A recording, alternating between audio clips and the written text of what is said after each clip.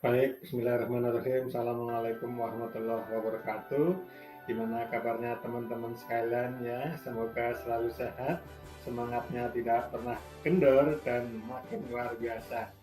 Oke teman-teman sekalian, pada kesempatan yang baik ini kita akan bahas tentang PPKBD dan sub PPKBD ya. Siapa mereka ya teman sekalian ya? Dan apa sih PPKBD itu gitu ya teman sekalian, ini perlu kita harus simak ulang, kita dalami lagi karena PPKBD dan sub PPKBD merupakan singkatan yang fenomenal ya dan sangat mendasar dalam pengelolaan program Bank Kencana. Makanya teman sekalian ya, tetapi sebelumnya saya ingin sampaikan ucapan selamat datang ya kepada teman-teman sekalian yang telah hadir menyimak di ruang Bambang WI, ruang belajar kita semua ini, dan terima kasih kepada teman-teman sekalian yang telah memberikan subscribe ya, karena dengan subscribe dari teman-teman maka channel ini akan menjadi lebih semangat untuk membahas hal-hal keren lainnya ya teman sekalian ya. Terus sekalian kita mulai dari pembahasan siapa sebenarnya pembina KB Desa ya. Sekarang ya, PPKBD kan pembantu pembina KB Desa ya. Nah, lalu sekarang kita tanya dulu nih, pembina KB Desa itu siapa gitu? Yang bertanggung jawab terhadap program KB, bertanggung jawab sebagai pelindung program Bank Kencana, sebagai pemberi dukungan terhadap semua kegiatan program KB di desa. Siapa pembina KB Desa itu ya teman sekalian ya? Kalau kita bertanya itu siapa pembina KB Desa, sering orang atau teman-teman atau mungkin orang yang belum paham akan menjawab pembina KB Desa adalah PLKB gitu. Dikiranya pembina KB Desa adalah PLKB atau penyuluh KB ya. Atau ada yang menjawabnya adalah bidan desa atau PKK juga ada yang menjawab itu. Kalau ada yang pertanyaan siapa pembina KB Desa itu, apa jawabannya ada yang seperti itu. Jawaban seperti itu ya teman-teman sekalian ya, seolah-olah PPKB adalah menjadi pembantunya PLKB itu, pembantunya penyuluh KB atau pembantu bidan desa gitu, atau pembantu PKK. Jadi ini jawaban yang keliru ya teman sekalian. Jadi pembina KB Desa adalah orang yang bertanggung jawab sebagai pelindung ya. Jadi kalau kita coba cari jawaban yang benar, maka pembina KB Desa adalah kepala desa ya teman sekalian ya. Pembina KB Desa yang menjadi komandan, menjadi pelindung, menjadi penanggung jawab ya keberhasilan program KB adalah kepala desa atau kepala kelurahan ya teman sekalian ya. Pembina KB Desa sekali lagi bukan PLKB, bukan, kalau PLKB atau penyuluh KB hanya pembantu teknis ya teman sekalian ya, operasional KB di desa, jadi membantu pemerintah desa. Nah kayak teman sekalian ya. Jadi kepala desa adalah pembina KB Desa. Ini kepada Bapak Ibu kepala desa.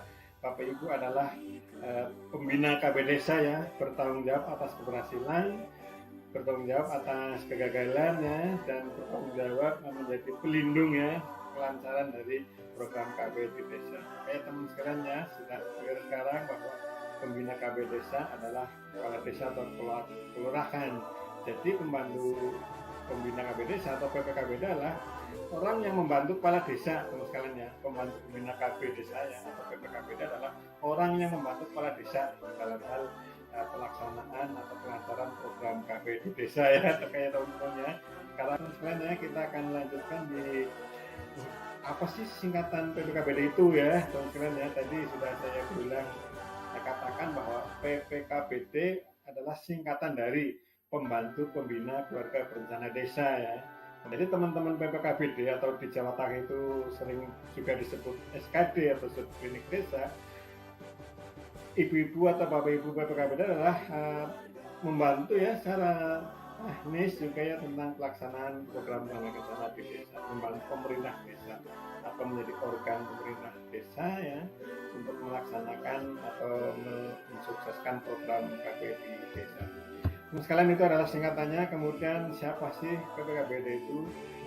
Ya, jadi dia adalah seseorang atau beberapa orang dalam wadah organisasi sukarela melaksanakan program Bank Kencana di desa. Jadi secara sukarela aktif mengkoordinir ya, melancarkan ya kemudian mengoperasionalkan program KB di desa secara teknis ya di bawah bimbingan, di bawah pembinaan dari kepala desa. Ya itu adalah ini PPKBD merupakan institusi masyarakat pedesaan ya teman sekalian ya, institusi masyarakat atau wadah pengorganisasian dan pembinaan keluarga ya teman sekalian ya. Jadi IMP adalah wadah pengorganisasian dan pembinaan keluarga serta wadah pengelolaan dan pelaksanakan program KB nasional di tingkat desa. Ini teman-teman ya, jadi ini adalah IMP adalah organisasi dan wadah pengelolaan pelaksanaan program KB. Ini saya masih menyebut program KB nasional karena saya mengambil pengertian ini dari sumber aslinya sebelumnya telah Bangga Kencana ya, rebranding tahun 2020. Kayak teman sekalian ya, sedangkan institusi masyarakat atau IMP di desa itu untuk lingkup desa atau kelurahan namanya PPKBD ya teman sekalian ya, ini ya yang tingkat desa. Kemudian tingkat RW atau kampung itu adalah namanya sub PPKBD. Tapi di tingkat RT ada namanya PKB, ada institusi masyarakat namanya PKBRT. Orang menyebutnya paguyuban keluarga berencana RT, ada yang menyebutkan juga persatuan KBRT, paguyuban KB RT ini maksudnya. Kemudian di tingkat paling bawah ada kader dasawisma ya teman-teman ya. Ini adalah struktur atau pengorganisasian institusi masyarakat di desa atau kelurahan. Nah, yang paling tinggi atau yang mencakup wilayah desa adalah PPKBD. Dia bertanggung jawab langsung ditunjuk pula oleh kepala desa ya atau kepala kelurahan. Oke teman-teman sekalian, nah syarat untuk menjadi PPKBD ya adalah teman sekalian, karena PPKBD merupakan pemimpin ya, merupakan koordinator pelaksanaan program Bangga Kencana di desa atau di kelurahan lingkupnya desa, maka syarat menjadi PPKBD sebaiknya adalah dikenal masyarakat luas ya, masyarakat di desa itu mengenalnya gitu. Tapi walaupun belum, mungkin sambil jalan kalau sudah ditugaskan sebagai PPKBD, maka dia juga akan bisa dikenal luas. Kemudian dipilih dari musyawarah kader FKB atau tokoh masyarakat. Teman sekalian, PPKBD itu nanti akan ditunjuk dan ditugaskan oleh kepala desa. Tapi proses pemilihannya dia ada baiknya merupakan usulan dari musyawarah atau dari tokoh masyarakat, kemudian disodorkan kepada kepala desa. Nanti kepala desa yang akan memilih dan menentukan, dan akan ditetapkan dengan SK kepala desa atau kepala kelurahan. Jadi PPKBD itu legal ya teman sekalian ya. PPKBD, SUR dan PKBRT itu kadernya legal, kadernya berdasarkan surat keputusan. Nah, kepada teman-teman atau Bapak Ibu kepala desa yang mungkin punya PPKBD tetapi belum menerbitkan SK, sebaiknya segera diterbitkan SK kepala desa atau SK kepala kelurahannya. Nah, syarat yang lebih penting lagi teman sekalian adalah kader harus mampu atau berpendidikan yang cukup ya teman sekalian ya, karena program KB terus berkembang ya, program Bangga Kencana terus berkembang, istilahnya juga semakin keren, dan fungsi serta perannya itu sangat besar di masyarakat. Jadi sebaiknya PPKBD dia berpendidikan dan mau itu artinya punya dedikasi yang bagus. Itu adalah syarat-syarat PPKBD ya teman sekalian ya. Jadi sekarang kita tahu bahwa PPKBD adalah penting di desa ya teman sekalian ya. Nah, ini ada beberapa rujukan kalau teman-teman sekalian ingin mendalami, menelusuri tentang institusi masyarakat ya, PPKBD dan sub-PPKBD. Ini BKKBN sejak tahun 1986 itu sudah menerbitkan buku pedoman ya pembinaan PPKBD.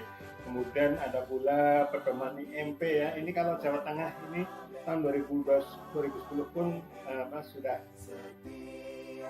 masih menerbitkan buku ini.